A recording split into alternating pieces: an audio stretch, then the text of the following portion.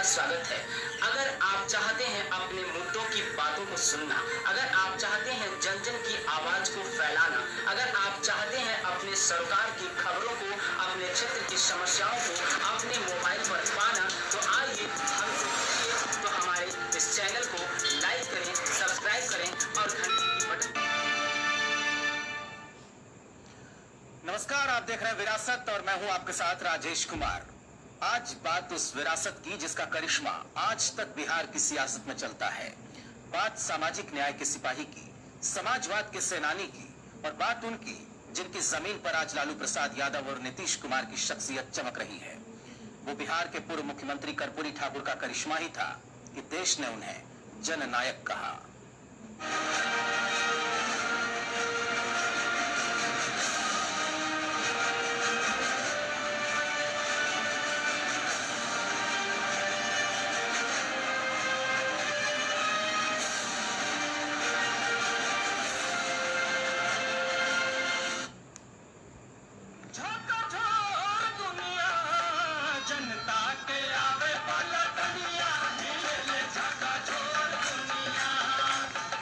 तारीख 22 दिसंबर 1970।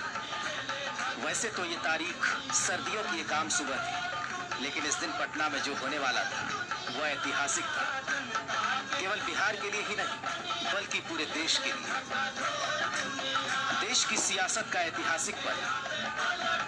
बिहार की सियासत में 22 दिसंबर 1970 को वो होने जा रहा था जिसके लिए सदियों से संघर्ष किया जा रहा था। शोषित और वंचित समाज को उनका नेतृत्व मिल रहा था।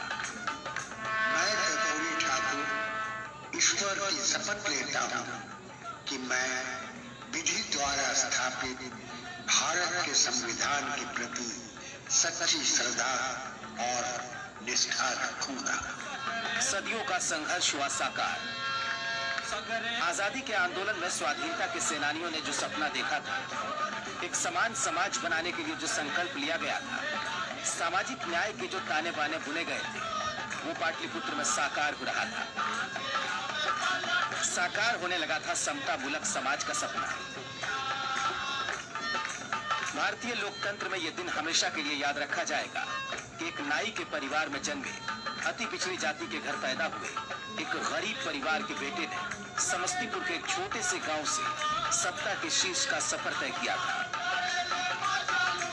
समस्तीपुर से सत्ता के शीर्ष तक का सफर। 22 दिसंबर 1970 को वो तारीख थी जब कर्पूरी ठाकुर ने पहली बार मुख्यमंत्री पद की शपथ ली। उन्हें आजाद भारत में पहले अति पिछड़ा मुख्यमंत्री होने का गौरव हासिल है। देश के पहले अति पिछड़ी जाति के मुख्यमंत्री थे कर्पूरी ठाकुर। कर्पूरी ठाकुर का मुख्यमंत्री बनना देश की सियासत का अहम घटनाक्रम माना जाता है। कर्पूरी ठाकुर के फैसलों ने बाद में ये साबित कर दिया कि उन्हें क्यों कहा जाता था जननायक कर्पूरी ठाकुर। कर्पूरी जी दहेज प्रथा, बाल विवाह, शराब प्रथा के घोर विरोधी थे। वे चाहते थे कि पूर्ण रूप से बिहार में शराबबंदी किया जा सके। जो कमियां थी, उन कमियों को उन्होंने पद पर रहते हुए उसे दूर करने का कार्य किया। उनका सपना था सभी छात्र और छात्राओं को मैट्रिक से लेकर इंटर तक शिक्षा दी जाए। उन्हीं का उनके द्वारा नियम बनाया गया और हिंदी को उन्होंने प्राथमिकता दिया। और बिहार में जो अंग्रेजी जो एक अनिवार्य विषय था, उसको उन्होंने खत्म करने का कार्य। सामाजिक बदलाव तो हुआ है, क्योंकि वह आधार प्रस्तुत करने में समर्थ हुआ। वो आरक्षण जिस पर एक जन उभार हुआ पिछड़ी जाति में, उन लोगों में जो वंचित थे चाहे वो पिछड़ी जात के हों, अति पिछड़ी के हों। एक बार समस्तीपुर के कृष्णा टॉकीज हॉल में छात्रों की एक सभा चल रही थी। इस सभा में जब छात्र कर्पूरी ठाकुर को बोलने का मौका मिला तो कर्पूरी ठाकुर ने ओजस्वी भाषण दिया। ठाकुर ने कहा, हमारे देश की आबादी इतनी अधिक है कि केवल थूक फेंक देने भर से अंग्रेजी राज बह जाएगा। इस जोशीले भाषण के जरिए युवा कर्पूरी ठाकुर ने ब्रिटिश हुकूमत को चुनौती दी। जाहिर सी बात थी कि अंग्रेजी सरकार की भौहें तन गई और कर्पूरी ठाकुर को कोर्ट में पेश किया गया। कर्पूरी को 1 दिन की जेल और 50 रुपए जुर्माने की सजा सुनाई गई। इस तरह कर्पूरी ठाकुर ने आजादी के आंदोलन में दस्तक दी और कर्पूरी ठाकुर ने रामगढ़ कांग्रेस में भी 1942 के आंदोलन में अपनी सक्रिय भूमिका निभाई। कर्पूरी ठाकुर आजाद दस्ते में शामिल हो गए और परिवार की आर्थिक कठिनाइयों को देखते हुए शिक्षक की नौकरी भी कर ली। वे मिडिल स्कूल के हेडमास्टर बने और आजाद दस्ते का कामकाज भी करते रहे। लेकिन पुलिस की निगाहें कर्पूरी ठाकुर पर लगी रही। अक्टूबर 1942 को 2 बजे रात में पितौंछिया स्कूल में सोते हुए पुलिस ने कर्पूरी ठाकुर को गिरफ्तार कर लिया। कर्पूरी ठाकुर को दरभंगा जेल भेज दिया गया। फिर वे भागलपुर की जेल में शिफ्ट हुए। कैदियों के लिए कर्पूरी ठाकुर ने जेल में 28 दिन तक भूख हड़ताल की। जेल प्रशासन ने सभी मांगे मानते हुए इनका अनशन तुड़वाया। नवंबर 1945 में कर्पूरी ठाकुर जेल से रिहा हुए। 1947 में पंडित रामनंदन मिश्र की अगुवाई में भारतीय किसान पंचायत का गठन किया गया। इसमें पहले कर्पूरी ठाकुर को पंचायत सचिव और बाद में प्रधान सचिव बनाया गया। फिर वो पल आया जिसका सबको इंतजार था। 15 अगस्त 1947 को देश आजाद हो गया। फिर संविधान तैयार हुआ और 1952 में देश में पहला आम चुनाव हुआ। कर्पूरी ठाकुर समस्तीपुर के ताजपुर निर्वाचन क्षेत्र से सोशलिस्ट पार्टी के उम्मीदवार बने। पहले ही चुनाव में कर्पूरी ठाकुर का सिक्का चल गया और उन्होंने अपने विरोधी उम्मीदवार को भारी मतों से हराया। 1952 से लेकर 1988 तक बिहार की सियासत कर्पूरी ठाकुर के इर्द गिर्द घूमती रही। बिहार विधानसभा की सियासत में कर्पूरी एक अजेय योद्धा थे। उन्हें विधानसभा का चुनाव कोई नहीं हरा पाया। जब 1967 के विधानसभा चुनाव के बाद डॉक्टर लोहिया की अगुवाई में बिहार में गैर कांग्रेसवाद का नारा परवान चढ़ा, मुख्यमंत्री महामाया प्रसाद की अगुवाई में संवित सरकार बनी और उप मुख्यमंत्री बनाए गए कर्पूरी ठाकुर। उनके पास शिक्षा विभाग की जिम्मेदारी थी। यहीं से शुरू हुई बदलाव की बयान। कर्पूरी ठाकुर ने जो पहला फैसला लिया वो था मैट्रिक की परीक्षा में अंग्रेजी की अनिवार्यता को समाप्त करना। डॉक्टर लोहिया ने अंग्रेजी हटाओ का नारा दिया था, जिसे बिहार में लागू किया कर्पूरी ठाकुर ने। इस फैसले की तीखी आलोचना हुई। विरोधियों ने कर्पूरी डिवीजन कह के मजाक उड़ाया, लेकिन बाद में इस ऐतिहासिक फैसले की सराहना हुई। 22 दिसंबर 1970 को वे पहली बार मुख्यमंत्री बने। उनकी सरकार महज 163 दिन चली, लेकिन अपने फैसले से वो सरकार ऐतिहासिक रही। सरकार ने 8वीं तक की शिक्षा को मुफ्त कर दिया और 5 एकड़ तक की मालगुजारी को माफ कर दिया।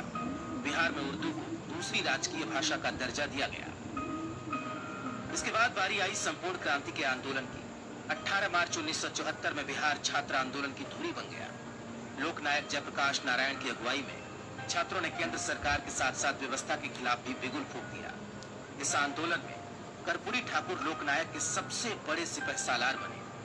25 जून 1975 को पूरे देश में आपातकाल लागू कर दिया गया। तमाम विरोधी नेता जेल में डाल दिए गए। जेपी को भी जेल में डाला गया, लेकिन लाख कोशिशों के बावजूद केंद्र सरकार कर्पूरी ठाकुर को नहीं पकड़ पाई। पुलिस की नजरों से बचकर कर्पूरी ठाकुर आंदोलन में सक्रिय रहे। इसके बाद आपातकाल खत्म हुआ। इंदिरा गांधी ने चुनाव की घोषणा की। 30 जनवरी 1977 को पटना के गांधी मैदान में कर्पूरी ठाकुर ने जयप्रकाश नारायण की सभा में सरेंडर किया। बिहार में जून महीने में चुनाव हुए और फिर से मुख्यमंत्री बने गरीबों के मसीहा कर्पूरी ठाकुर। इसके बाद तमाम विरोधों को दरकिनार करते हुए कर्पूरी ठाकुर ने ऐतिहासिक फैसला सुनाया। 11 नवंबर 1978 को बिहार में आरक्षण लागू कर दिया गया। बिहार में महिलाओं को 3% समेत पिछड़ी जातियों को कुल 26% आरक्षण दिया गया। देश में SC/ST के अलावा यह अपने तरह का पहला आरक्षण था। कि जीवन काल में कर्पूरी जी को गाली दो और आज जो है कि जयंती में कर्पूरी जी शोषितों, वंचितों, आदर्शवाद के जनक थे। उनका सपना था समाज में जो लोग आर्थिक, सामाजिक और शैक्षणिक रूप से पिछड़ेपन के शिकार हैं, उनको आगे बढ़ाना ताकि मुख्य धारा से उनको जोड़ा जा सके। विपक्ष ने मुखर विरोध किया। कर्पूरी ठाकुर के खिलाफ व्यक्तिगत हमले भी किए गए, लेकिन गरीबों की तरफ से लड़ने वाले इस महारथी ने हार नहीं मानी।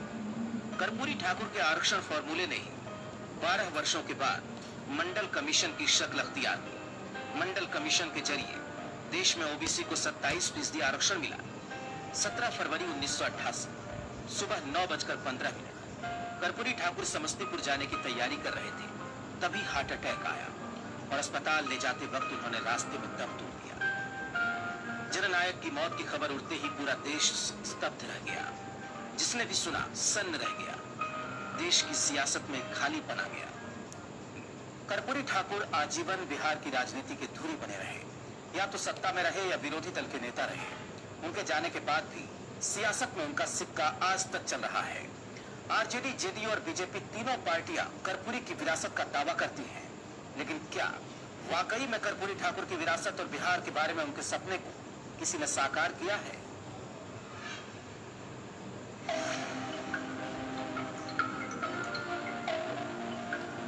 बिहार की सियासत की धुरी पहले आम चुनाव से लेकर 1988 तक कर्पूरी ठाकुर के ही इर्द गिर्द घूमती रही।